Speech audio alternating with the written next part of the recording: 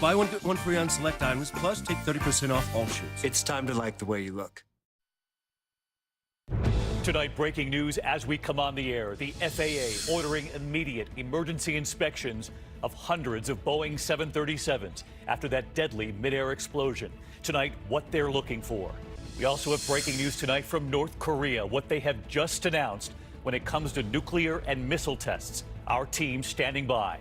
The deadly police ambush, 2 sheriff's deputies gunned down, the gunman walking into a restaurant and opening fire. On this day of national walkouts, the school shooting. The gunman who walked into the school just as students were preparing for their demonstration. James Comey's controversial memos now made public, what we never knew. And tonight, which side does it help? The video of Prince in his final hours now revealed, looking frail as he enters his doctor's office. And the major question now being asked tonight. The fugitive grandmother on the run, accused in 2 murders. Tonight, right here, the audio. You will hear her asking how to get to the next state. Is that the way to go, you think? Diane Sawyer is here tonight. Her investigation, the Me Too movement, and we ask, what about the women across this country working in restaurants and hotels? Tonight, their stunning and honest description of what they've endured. This is ABC World News Tonight with David Muir. Good evening on this Friday night, and we do begin with the breaking news. North Korea with an announcement just moments ago. Kim Jong-un now saying he will freeze nuclear and long-range missile tests and shut down a nuclear test site. This, of course, comes just as President Trump says a face-to-face meeting with Kim Jong-un could happen within weeks. Let's get right to ABC's chief global affairs correspondent, Martha Raddatz. And Martha, this headline, if true, is significant. It certainly is, David. This is, of course, one of the conditions the U.S. insisted on, and the North, according to those reports, says it will comply, suspending all nuclear and intercontinental ballistic missile tests. But the North has gone even further, saying they will shut down a nuclear test site to prove they vow to suspend nuclear tests. The U.S. believes the North is close to, if not already capable, of launching a missile that could reach as far as Washington. This is all in preparation, of course, for that potential meeting between Donald Trump and Kim Jong-un. Next week, Kim is meeting with South Korea's president as a first step. And this comes, of course, just weeks after CIA Director Mike Pompeo made that secret trip, David, to North Korea on Easter weekend. Yeah, they kept that trip under wraps. And Martha, you took note as well that the president said just this week that he reserves the right to get up and walk out of the room if the talks don't go well. He certainly does, and he said that and insisted on that, but they are trying to set this up for success, David, and I think the news tonight shows you that. Martha Raddatz leading us off with the breaking news this Friday night. Thank you, Martha. In the meantime, we do move on to the other developing story at this hour. Tonight, the FAA now ordering emergency inspections of hundreds of 737s after that deadly engine explosion on Southwest Flight 1380. ABC's Lindsay Janis on what they're now looking for. Tonight, the FAA issuing a rare emergency directive requiring airlines to inspect fan blades on 737 long-service engines within 20 days. It comes after a broken fan blade on the left engine of Southwest Flight 1380 caused that deadly explosion, killing passenger Jennifer Reardon, who was nearly sucked out of the plane. Everybody breathe, we are almost there. CFM International, which makes the engines, says the directive affects 352 engines in the U.S. and 681 worldwide. Airlines say they've inspected more than 150 already. The manufacturer says those inspections should be repeated roughly every 2 years. After a similar incident in 2016, also on a Southwest jet, the FAA originally proposed inspecting just 220 of the heavily used engines, but they never finalized that directive. Finally, after 20 months, the FAA has found a reason to unclog this bureaucratic mess, and it's the death of Ms. Reardon that did it. Meanwhile, Southwest releasing this video overnight showing it's already accelerated its own inspections of the engines ahead of today's announcement. Putting out their own images. Lindsay Janis with us again live tonight. And Lindsay, you have a copy of the directive there. The FAA is worried that this could happen again. And what are they looking for? David, they're looking for wear and tear on the fan blades, similar to what they saw on Flight 1380. The FAA saying right here in that directive they are calling for these inspections because they believe the problem could exist or could develop on other engines of the same type. David? Lindsay Janis on this story again tonight. Thank you, Lindsay. We're also learning more at this hour about the deadly ambush of 2 sheriff's deputies in Florida, shot while on duty and killed as they ate lunch in a restaurant. ABC's Victor Oquendo on the scene for us again tonight. Tonight, our first look inside the restaurant where 2 Florida deputies were gunned down. Cups and napkins still on the table, 2 bullet holes in the window, bloodstains too graphic to show. Both deputies were on duty. They were in uniform. Those 2 heroes walked in there to have a meal together, and they were ambushed. Investigators say they still don't know why the shooter entered the Ace China restaurant and opened fire. Identified as 59-year-old John Highnote, police say they found him dead inside his car from a self-inflicted gunshot wound. Investigators say the shooter parked around the corner, walked right up to this restaurant, went inside, and opened fire. Authorities today at his home searching for a motive.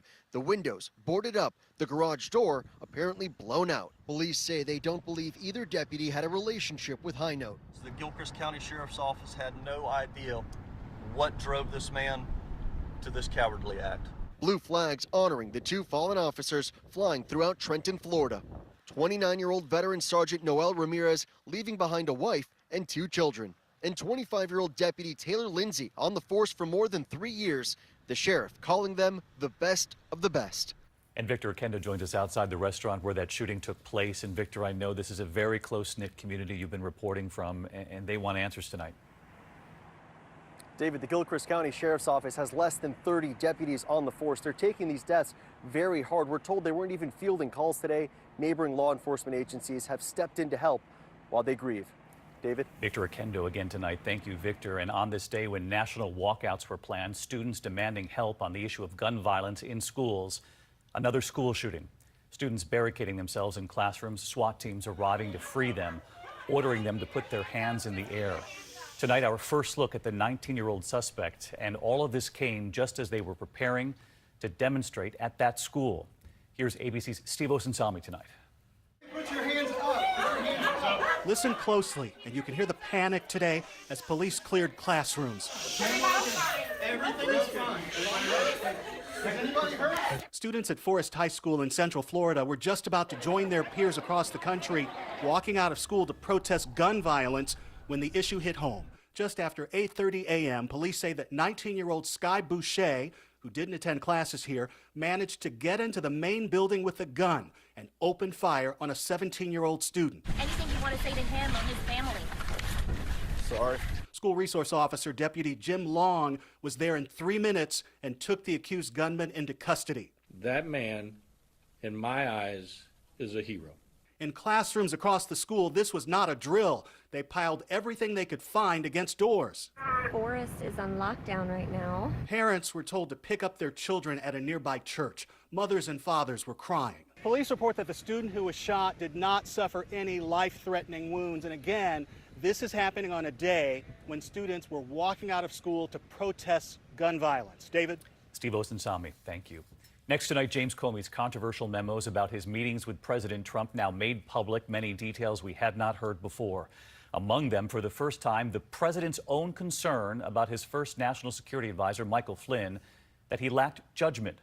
Here's ABC's chief White House correspondent, Jonathan Karl, tonight. It's 15 pages of meticulous description written in real time, detailing the interactions of a president and an FBI director. James Comey wrote the first one the day he met the president-elect, briefing him at Trump Tower. I just wanted to get it done and get out of there. As soon as he got back to his car, Comey started typing, noting, "I wrote this less than 5 minutes after the meeting and have tried to use actual words spoken." He recounts briefing Trump on the so-called Steele dossier that claimed the Russians had videotaped Trump with prostitutes in Moscow. Comey writes Trump interjected, "There were no prostitutes.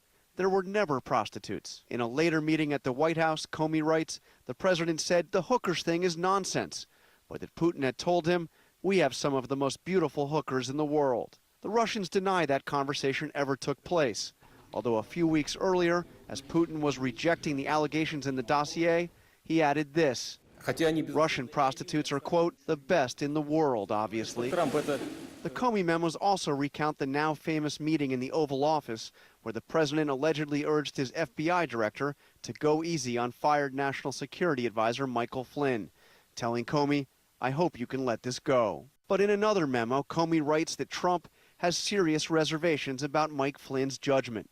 He says Trump was infuriated that Flynn had waited days to inform him that a foreign leader, whose name is redacted, had called to congratulate him on his inauguration. And so let's get to John Carl from West Palm Beach tonight. And John, as you reported there, the name of that foreign leader who called to congratulate President Trump was redacted in the document, but tonight you've learned who it was? I'm told it was Vladimir Putin, and that because of the delay, he didn't get a call back from President Trump for 6 days. According to Comey, the president told him that if he had to wait 6 days to get a return call, he would be very upset. David? John Carl, our thanks to you all week long. Meantime, tonight, the Democratic Party now with a new line of attack to hold Russia and others accountable for meddling in the election. Their own lawsuit now claiming a conspiracy, the Russians, the WikiLeaks, and the Trump campaign that they say all conspired to hurt their party and their candidate Hillary Clinton. Well, tonight, the president's team already firing back. And here's ABC's Mary Bruce. The Democratic Party tonight is launching its own legal attack against the president, alleging that Russia, the Trump campaign, and WikiLeaks conspired to damage Hillary Clinton and tilt the presidential election to Donald Trump. WikiLeaks, I love WikiLeaks. Calling it an act of unprecedented treachery, the DNC lawsuit pieces together previously known reports, ranging from contacts between close associates of the Trump campaign and Russian officials to WikiLeaks' hack of the DNC's emails and their leak of damaging information. It's been amazing what's coming out on WikiLeaks. And another one came in today. This WikiLeaks is like a treasure trove. The multi-million-dollar suit does not name President Trump, but it does go after his inner circle, including his son and son-in-law. If the case moves forward, the president and his top aides could be forced to answer questions under oath. So let's get to Mary Bruce. She's live in Washington tonight. And Mary, the Trump campaign, and now the president responding just moments ago. David, the Trump campaign tonight is calling this a sham lawsuit, and the president just tweeting saying this can be good news in that he will now counter. David, Democrats are clearly eager to have their day in court here, but many of these Trump aides are already tied up in the special counsel's probe, meaning any depositions could be a ways away. David. Mary Bruce live tonight. Mary, thank you. And overseas tonight, what could be a glimmer of hope for a journalist kidnapped in Syria 6 years ago. Two senior officials now telling ABC News tonight that new intelligence suggests that Austin Tice may be alive. We have reported here that he was kidnapped in 2012 while covering a military group that opposed the Assad regime. The FBI tonight now offering a $1 million reward for information leading to his return home. Next tonight here to a Diane Sawyer investigation. We have been reporting here on the Me Too movement in this country, and for months now, Diane's team asking, what about the women across this country working in restaurants and hotels and the jobs that keep this country going? Well, tonight here, they're eye-opening and very honest descriptions of what they've endured. Housekeeping. There is a silent, invisible force of workers tonight. Messages from room cleaners, housekeepers, asking us to tell their story. Every time that I'm going to the room, I say, oh my God, what's going to happen today? 1.5 million of them, 88% female. And they tell us for everyone who speaks, so many more are just too afraid of getting fired. He was completely naked and told me, welcome. He took off his robe. We met Estella, who says we have no idea what housekeepers face, telling us about one male guest who asked her for extra towels. I ring the bell many times, nobody. I was thinking, oh, he's not here. Get the towels, fold it nicely, put it in the bottle. He was waiting there. He was nude. I said, what? My legs shaking. She says she got a sense some people thought she was overreacting. The problem is that the guests think that we are included in the price, the hotel price, and the amenities. Hi. This is Yetmira, who shows us the daily athletic challenge. We have to do 14 rooms a day, 14 bathrooms. It's very, very hard work. She always follows her training to knock 3 times, speak loudly, never surprise a guest, but admits to being wary of what might be on the other side. You have a guest half naked and it's just waiting behind the door and you don't know. And it was not an accident. No, it's not an accident. Yet Mira now has a new tool for her protection, a panic button, and says she feels safe. We can put it on our pocket and nobody can see it. We found out it works. Here? Yeah. In minutes, the security chief